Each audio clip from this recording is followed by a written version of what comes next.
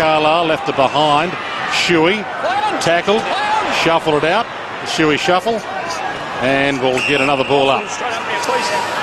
Well, Carlisle's got the job on Josh Kennedy. If you're going to get a forward who's got to get out of the mix, I think Josh Kennedy's got the ability to do that. Just cannot leave it to Mark McCrae as that key forward, or the goal-kicking forward. Thomas, Chaplin, and now Gray, although it should skid and probably skid out, it does. It rained for much of the day. There's Nick Natanui starting on the bench for the West Coast Eagles with Dean Cox in game 200. And he's sitting next to the coach, John Worsfold. And that role's been reversed a couple of times. Dean Cox has started on the bench, Natanui on the ground, but you couldn't do it to Cox in his 200. No way. Cassisi. Corns. Wobbles it to half forward. Knock on by Gray. Schultz, little slip. Threw that out almost. Gray spears it towards goal and he misses. So an inauspicious start from both teams in this contest between 13th and 16th on the AFL ladder. And you knew it as soon as it left the boot off the instep. A little bit of toe on it. Squirted it to the left. Missed opportunities at both ends. Long bomb, a kick in, and a good mark to Westhoff. He dominated when these two teams met in round 2. And that was a Port win, a narrow Port win in round 2. Touched, off hands. Ebert had a piece of it. Westhoff got it out.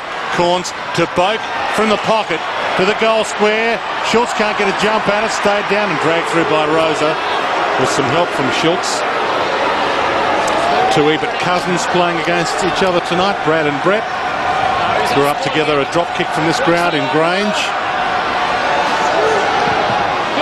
Straight down the middle this time. Great kick. Yeah, it was a good kick. They've got numbers in the corridor. Kennedy's worked hard. Oh. Just a little bit short. I don't know, I think he meant that, but they've kept it in the corridor, West Coast Eagles. Back to Stevens. Wide ball. Collect. And Wilson keeps it low to the pocket. Not a bad option. Centering kick. Back to the danger spot. Embley knocked away. They've had their opportunities early, the West Coast. Yep. Thomas from Cassisi to Carlisle. Tackled. Dragged down. Cox went back and got it. Rosa, not 15 as you heard. Kennedy can't get back in time. Trango does.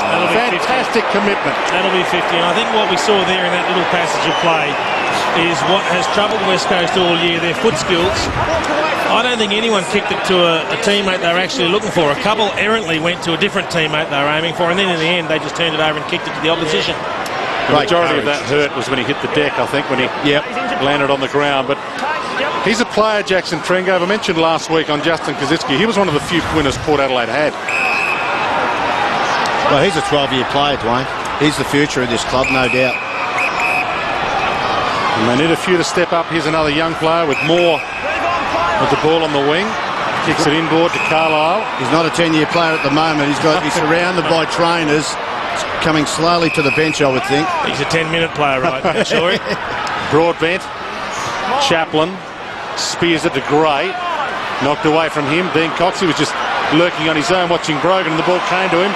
Brogan stole it. High to Schultz. A good one-on-one. Schultz half dragged down. Ebert off hands. Superb. And they're the goals he hasn't been kicking. Well, Dean Cox in his 200th game, he's coming to the bench now. As you said, he was lurking, Dwayne. He wasn't involved in the play, and that came out to him. It surprised him.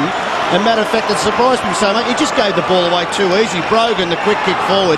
And well done to Jay Schultz, the contest in top of the square. Had a couple of good games in the last month, Jay Schultz, but this man, just that snap.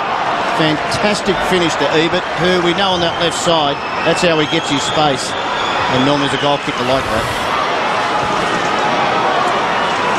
He's the most inaccurate kick of all the top 50 goal kickers in the AFL this year. Brett Ebert, 29 goals, 30. Trying to get his way back on the better side of 50-50. And that's a nice way to start. Natanui. Brogan watched Natanui, didn't necessarily watch the ball. Pearce. Natanui steals it. Lynch. And McGinnity kicks smothered, goes back and gets it. Might have another crack, threw that away. Hitchcock, the steal. Sends it long, inside 50 to